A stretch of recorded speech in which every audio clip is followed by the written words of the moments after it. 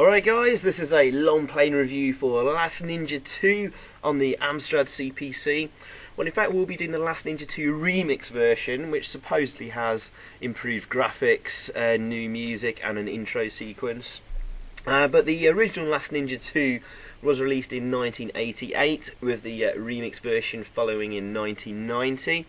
And there was a small amount of controversy surrounding this game.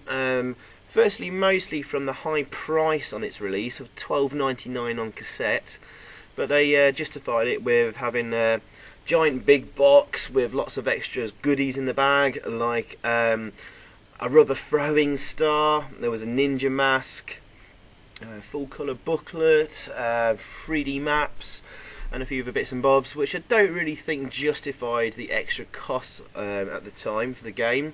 And I'm surprised it didn't really get in trouble for including the rubber throwing star as well, which the UK authorities took a very dim view on at the time. And also the Amstrad version caught its own small amount of controversy in the Amstrad Action magazine when they refused to review the game, later replying to a reader's letter, as shown here, saying that they thought it was the biggest load of old rubbish and they'd rather review better games. So this doesn't look good for this game we're about to take a look at, and should point out that Last Ninja 1 never appeared on the Amstrad or the Spectrum. Apparently it was sort of half finished, but they decided to move on and concentrate on other things. So here we are, this is the Last Ninja 2 remix version, which has quite a nice intro sequence actually, which we're going to take a look at here. I believe that is our character that we'll be controlling in the game in the middle there. Not quite sure, but anyway, his name is, your ninja is called Armakuni, and he's training shadow warriors, and during a training session he's transported to 20th century New York to fight again I think the evil samurai from the first game. Yeah, it was quite nice, if a little short, but prepare yourself guys, something truly horrible awaits for you on the title screen.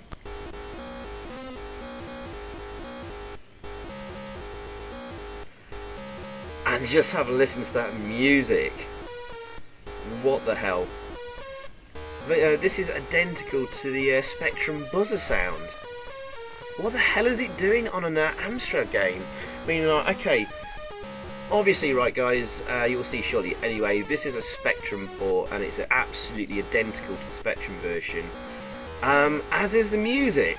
Why the hell have they bothered to emulate the Spectrum-like buzzer sound? Were they really that lazy they couldn't do an Amstrad version of the music, and they had to spend time programming the menu here to simulate the buzzer sound? I mean, come on. I mean, even this is the remix version as well. You would have thought they would have remixed the music. And also, the later day Spectrums that had the AY chip in there, not just the buzzer, had long been out. Even before Last Ninja 2, and certainly before Last Ninja 2 remix version, where they could have done a version for the AY chip which the Amstrad uses. So really poor, and yeah, just close your eardrums guys. But let's get this started, and we're off on level 1. And yes guys, it's a Spectrum port, and we've got horrible monochrome graphics. And if you'd seen Last Ninja 2 on the Amstrad, because obviously we're looking at the remix version, very little has changed, absolutely nothing in game.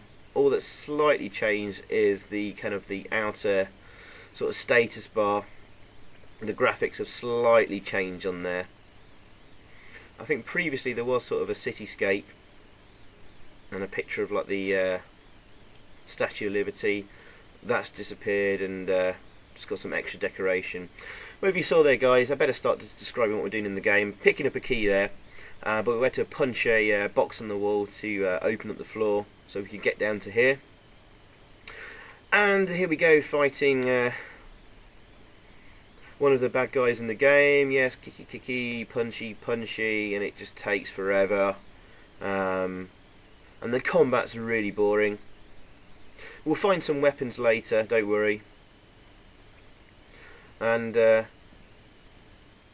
have to exit the screen through that door by going to the right instead of going up. Bit strange, which confused me for a little while. But yeah, the best thing to do, guys, is just try and avoid enemies. But do watch out for the Death Stars they throw, or shurikens. Even police officers throw them for some reason. But we're in a park in New York. We're just going to deck this guy here because in that little box there, there is some shurikens we can pick up, which are going to be very useful.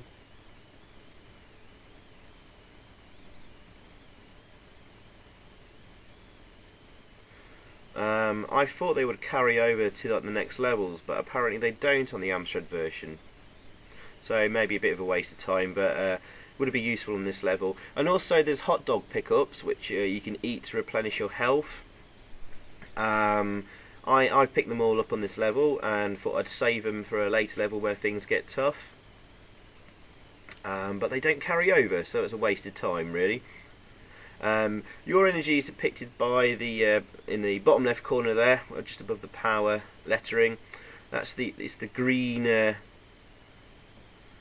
things zipping around, and the enemy's health is the red one to the right. Oh, I've just used a Death Star there. We're going to pick up a piece of paper there. I think that's a map or something, but we don't seem to ever need to use it anywhere. We've got to time some really awkward jumps here and there, and it's not made very easy by the monochrome, you know, black and white sort of scenery. It's sometimes really hard to judge, and things get a little bit confusing as you can sort of get lost behind sort of objects and pieces of the background. Sometimes the 3D sort of isometric sort of perspective works well, other times it's causes a real problem, and it's just made worse by the fact it's black and white. And sometimes you can sort of get stuck behind a wall or whatever, and you've got like one of those bad guys attacking you and you can't see which way you're facing. There you go. Oh yeah, of course, after those jumps I picked up a staff there, which is going to be the most useful weapon. If we go in the female toilets, we get one half of nunchuckers to pick up. The other half's in the other toilets, a little bit further across.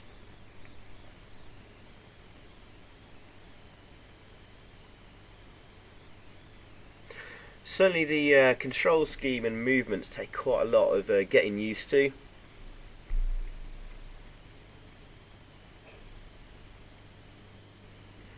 It's kind of hard to describe. Some really awkward controls, like fire and down and left is the control to basically pick up an object, which is a bit awkward to pull off. You may be better off like keeping your hand on the keyboard and pressing the P key, which will pick up items.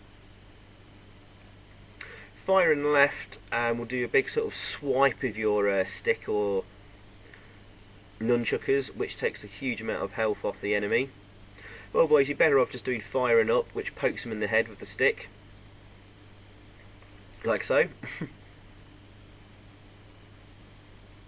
You seem to be able to pull that off a lot quicker. Yeah, see, I'm still getting used to the controls here, guys. You saw me like reversing there by accident. There's a hot dog to pick up on that hot dog stand there. That will replenish your health. Apparently though it doesn't carry over to the later levels, so I might as well have eaten it here because our energy is getting quite low. You press the space bar to scroll through your weapons, enter key to scroll through things in your inventory like items. For example, after we kill this, well, stun this guy here and knock him out, we'll select the key to open that gate there to escape this level.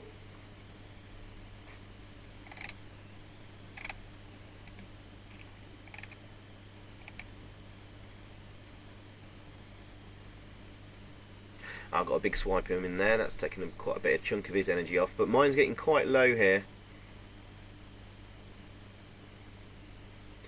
So yeah, select the key, and then do the pickup move, which also like sometimes allows you to use an object. And here we've got to time our jump very carefully onto this boat, which will float across. We'll wait a few seconds and then jump to the other side.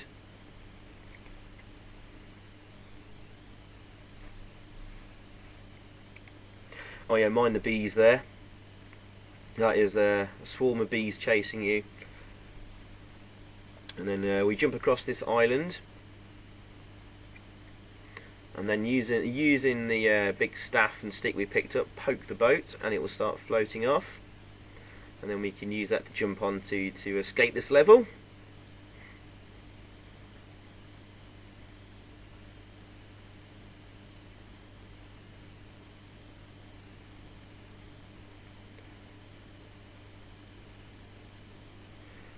Okay. Get yourself positioned to get ready for the boat to float across, and go, and jump very quickly, and that is the first level completed. And make sure you've got all the items you need, as it warns you here. Are you fully prepared? Yes, I am.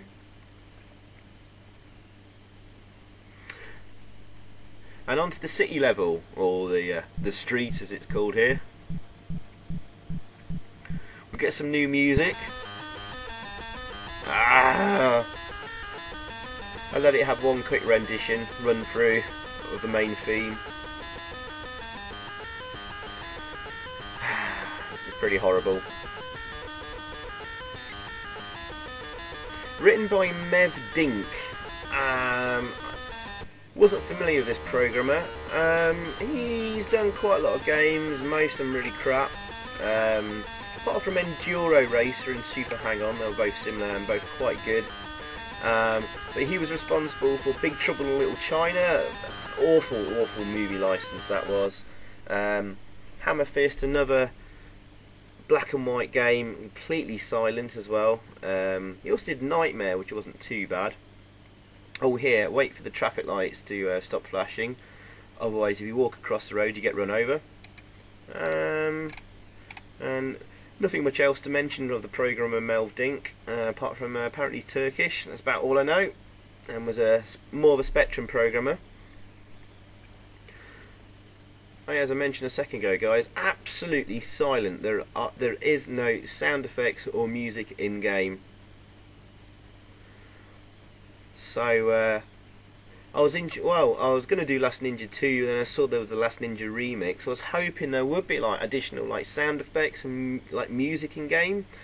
If they're going to release a remix edition, you know, you would have thought they would have done that. But no. And this is why I absolutely hate System 3. At least on the Amstrad. They were a Commodore 64 sort of predominantly Commodore 64 programming team and publisher, and they did some great Commodore 64 games. The last game I looked at was, of course, Myth: History in the Making, which was fantastic on the Commodore 64, but the Amstrad version we got really short-changed on, and I wasn't very happy with that, despite it being actually an okay game in its own right. And essentially Last Ninja 2 is okay.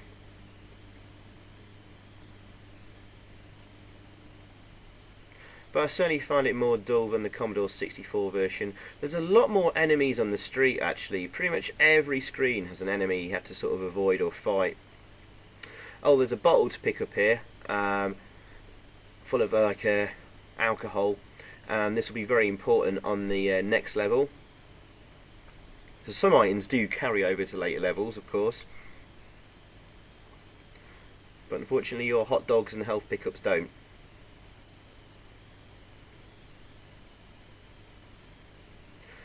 Sometimes your long swipes, which take off a huge chunk of energy, don't always connect for some reason. Like there, I think maybe it's because that guy is attacking us because he's got nunchuckers. Oh no, no, we took a big chunk off there. So it's timing, and I think sometimes the collision detection is a bit awful. Alright, picked up a key there, that's important. That is the sewer key. So we can get into the sewers, which will be the next level. And there's not much more to do in this level really. Wait for the traffic lights to stop flashing.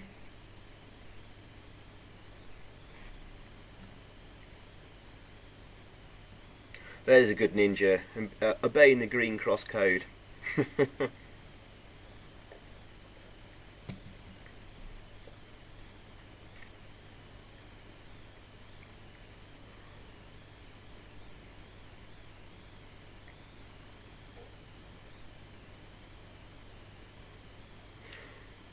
Oh, a little trick there. Sometimes you can sort of go off a screen and come back on a screen.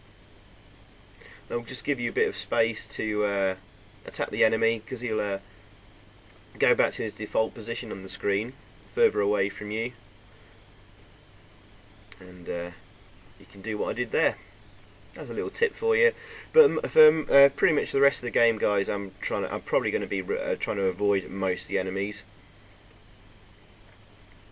apart from the ones you really need to knock out.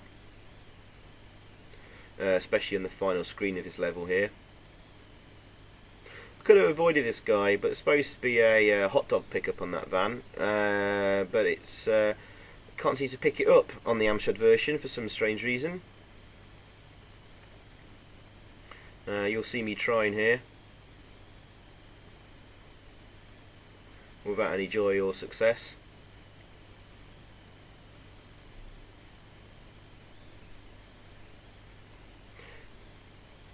Yeah, well, I think we'll give up and move on then. On the Commodore 64 version on this level, there is a sword to pick up somewhere. There is an area perhaps I haven't looked at on the Amstrad version, actually, which may have had it. I'll have to comment back on the in the comments if there is a sword you can pick up. Apologies if there is. It's probably missing on the Amstrad version. So yeah, select the sewer key, open that sewer grate, and off you go down the steps onto the level 3, the sewers. And there's 6 levels in total.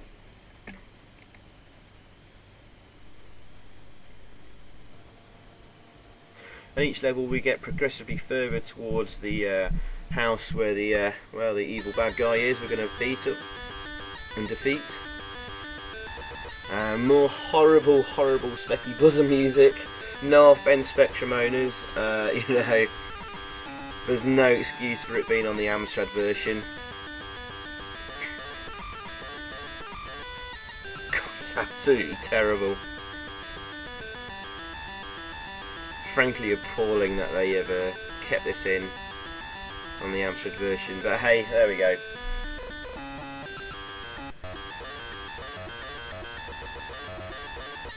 I've had enough. Come on.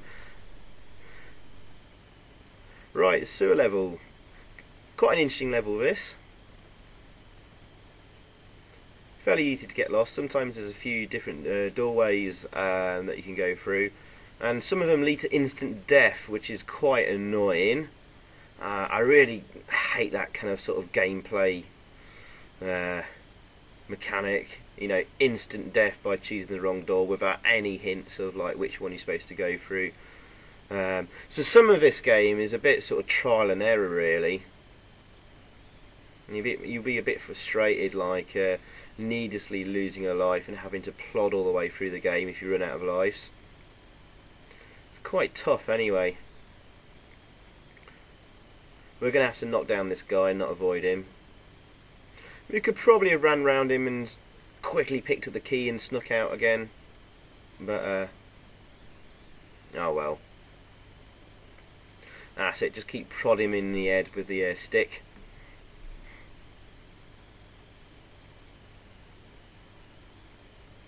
Now remember the Molotov we picked up on the previous level? This will come in very handy. Just trying to pick up that key. Again, like picking up objects with can be really frustrating. You've got to be exactly in the right spot to pick them up. a bit annoying.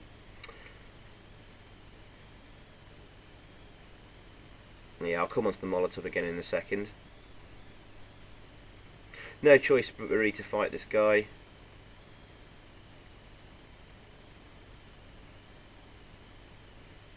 But you'll soon sort of work out a technique of getting around your enemies. You sort of need to have a little bit of a larger sort of area to do that in. Oh yes, use the key here on this sewer grate to go even further into the sewers. But normally to get around one of your enemies, you sort of like run into them, wait for them to sort of like get their weapon out, and then quickly dodge off to the side, like so. And you want to go through the third doorway here, guys. And yes, remember I mentioned the Molotov?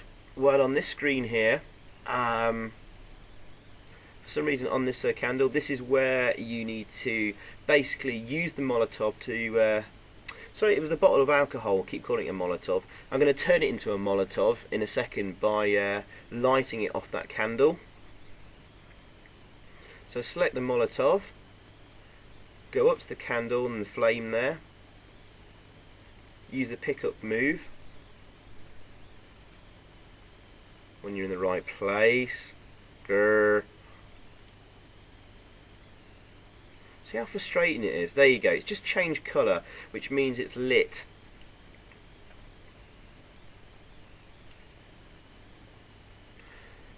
Okay, going to jump over these rats.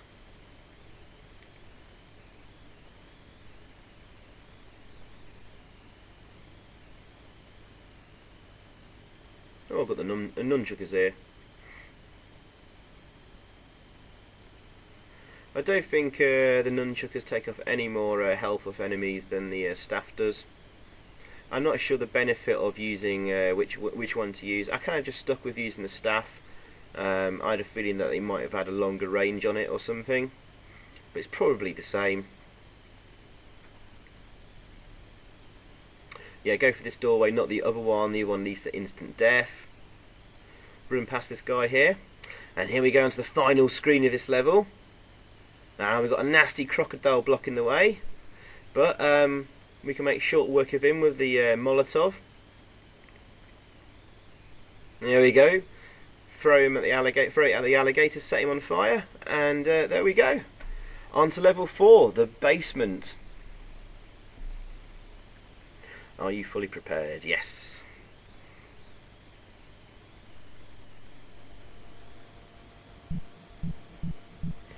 And yeah, sorry guys, more horrible music.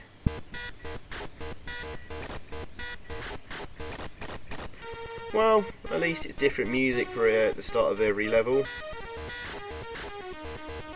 Thankfully we haven't got this cacophony of awful noise in the levels.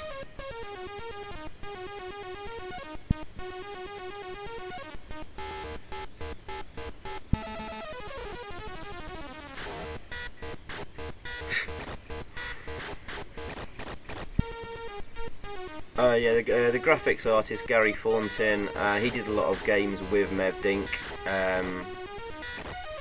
but nothing really of note.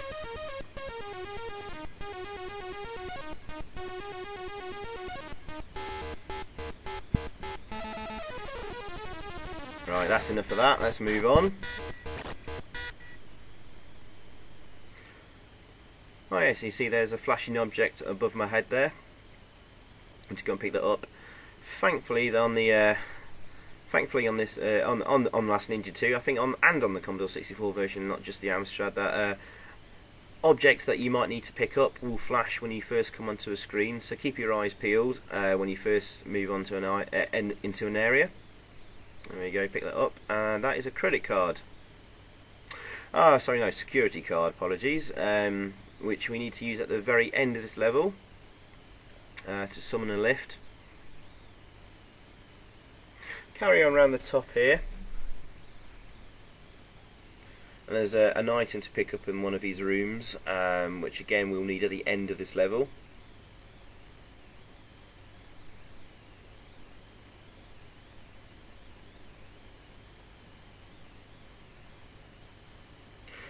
trying to sneak round this guard is a bit of a pain in the arse. So we'll knock her out.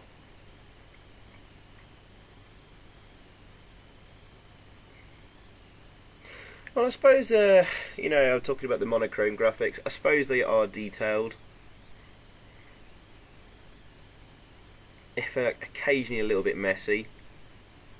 But there is some very nice animation on the sprites, I have to say.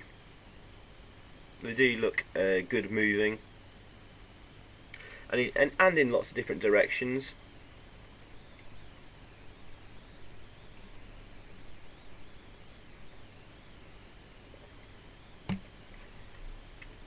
And at least the enemies themselves do have some degree of like artificial intelligence about them. They'll run and chase you down and attack you. If you get too far away from them, they'll throw Death Stars at you. So I'm having real trouble trying to get past this guard here. So I have to sort of cheat a little bit and perhaps get her stuck on one of the posts. Ah, there we go. When they draw the weapon, you've got a brief second there, just sort of get out of the way quickly. Now we've got to time this very, very carefully to get past this. It has to be absolutely spot on, and you're going to be right on the edge of that track. Launching myself forward, and yeah, there we go.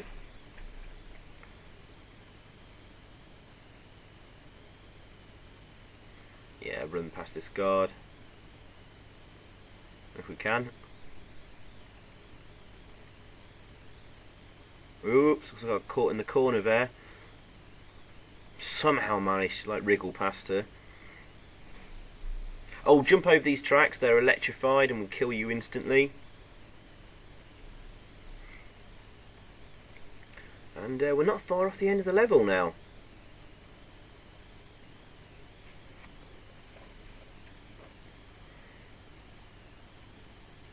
Ah, a really nasty jumping section here though. Yes, be very careful. Move back each time to give you a little bit of a run up before jumping.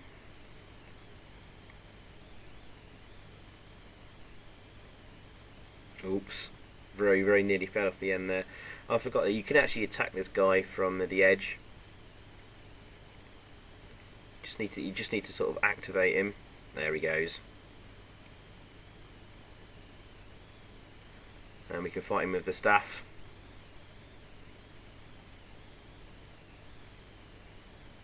Hence why picking up items like the staff on the first level are so important, because you won't be able to sort of progress later on in the game. Okay, there we go.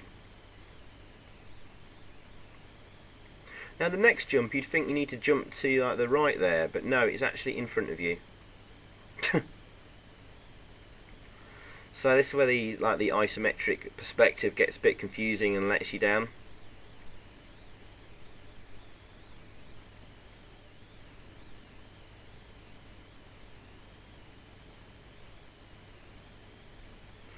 Right, here we go. This is the end of the level, and we've got like a panther guard in the way there.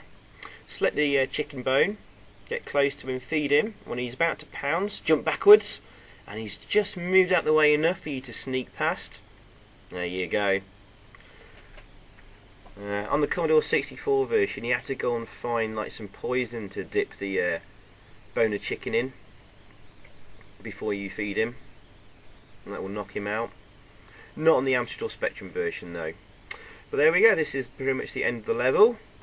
I just got to use that security card on the wall there, and the lift will come down, and we can make our escape up into the next level, which is the office block. Select the card, and there's the lift, and up we go.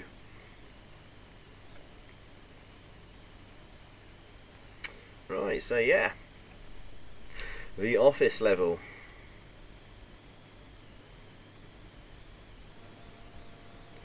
The penultimate level, level 5.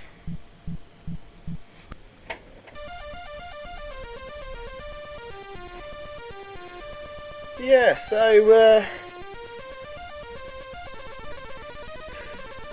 I don't think this is a particularly awful game.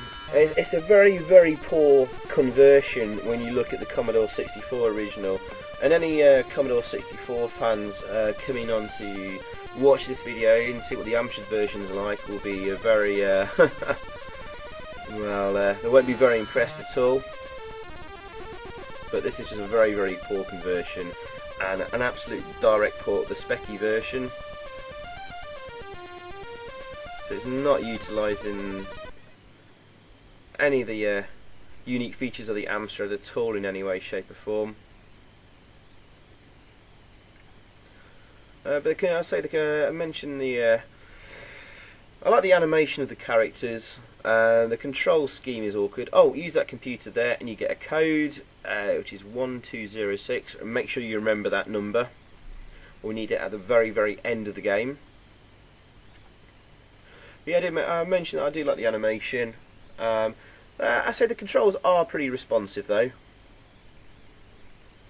I was worried with it being sort of a complete Specky port that there'll be some lag on the controls. It looks like it plays just about the same speed as the Specky version from what I've seen on the YouTube.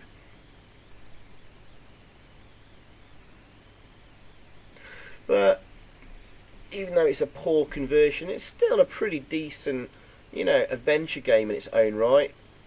A good amount of puzzle solving, fighting and jumping and exploring.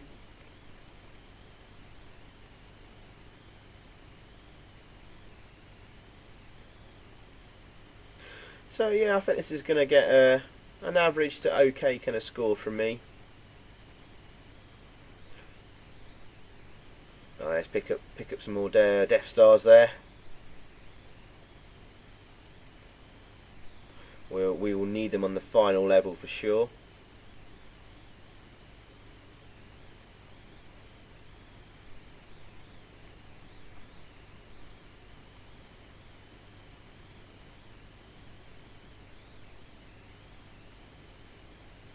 The enemies are starting getting a little bit more aggressive and faster, I think.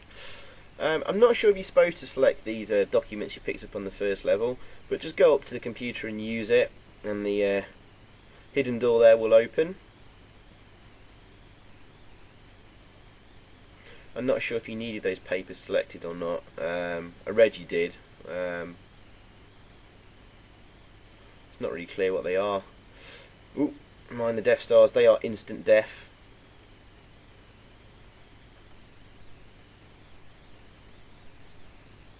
Ah, right, the fan. Right, get very, very close to the wall here, and then run across. Oh, select the Death Star first, sorry. Okay, get as close as you can. Run, and as the fan starts blowing you off the edge, turn, face, and firing up to throw your Death Star at the fan, and there you go. And that's how you turn the fan off. Yeah. On the Commodore 64 version, on this screen here, there's this very special Easter egg that happens with basically Superman flies across the skyline. I did wait on the Amstrad version to see if that would happen, but there's no Easter egg and there's no Superman flying through the sky. Never mind.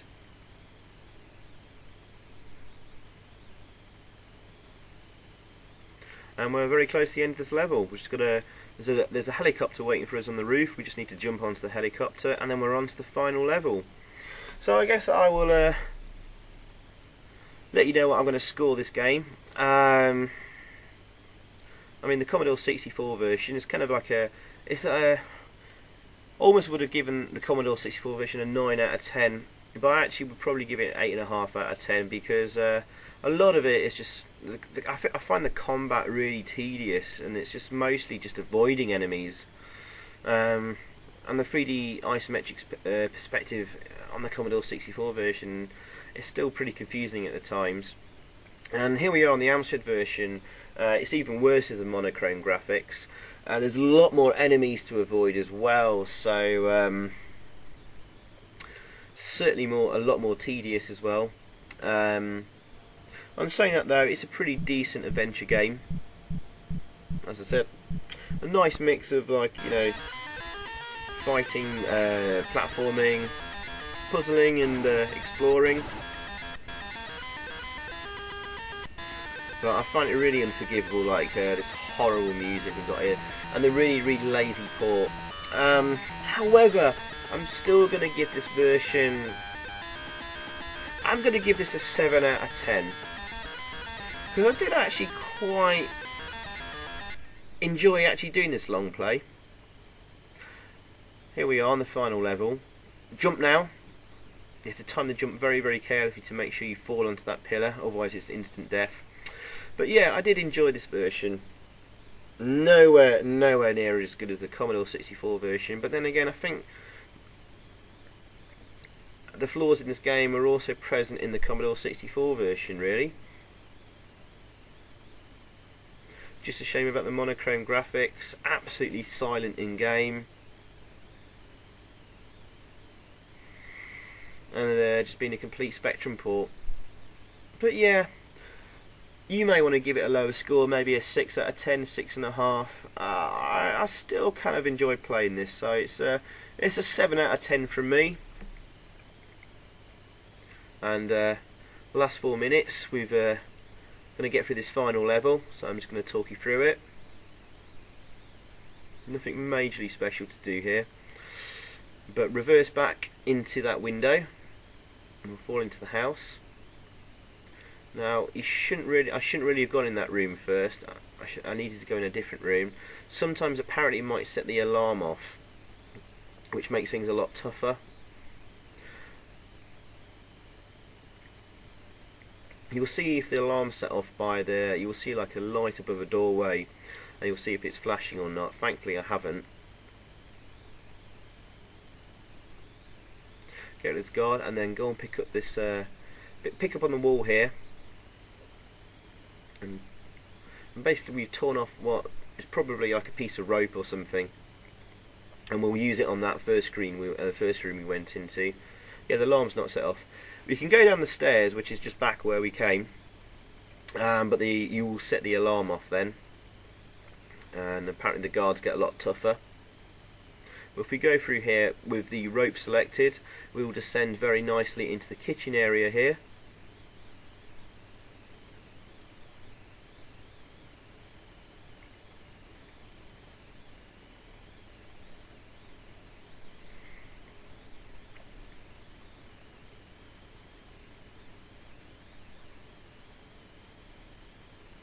Okay. If we can, we'll hopefully sneak past this guard here. What you might not see in the background there, guys, is behind that plant, there's actually a doorway. Get through that, and there we go. Oops, that's the alarm set off, as you can see by the flashing light. There's a little panel on the wall here. I thought that might be to first switching the alarm off, but I think it might be for a light switch in the next room. In the Commodore 64 version I saw on YouTube, this room is completely blacked out, and a horrible sort of thing to get through there. So maybe that panel switched on the light switch in this room. I don't know, I'm not quite sure.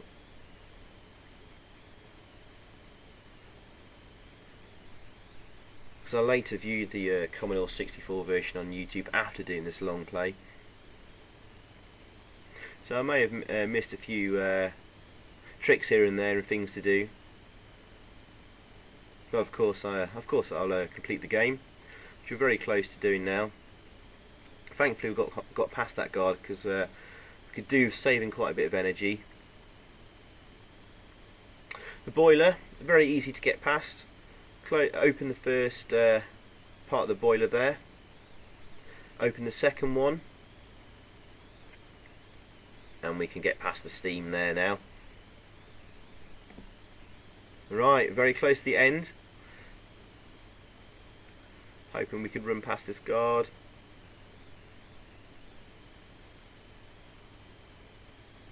And here we are, guys. This is the final screen. So, okay, what we need to do is go over to this painting. Use the pickup key to open the painting to reveal a safe.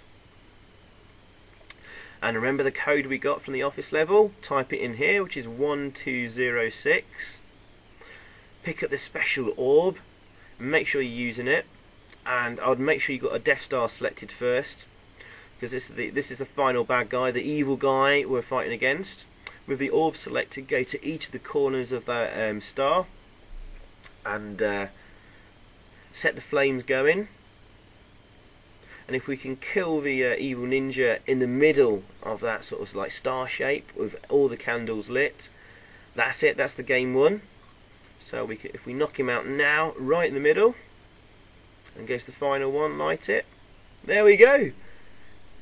We've captured the evil spirit of Shogun. Well done. And that's the game completed. So there you go, guys. Not much of an ending, but at least something. So thanks for watching. I hope you enjoyed, and I'll see you soon. Alright, cheers. Thanks guys. Bye. And yes, that is a 7 out of 10 overall from me. Alright, bye.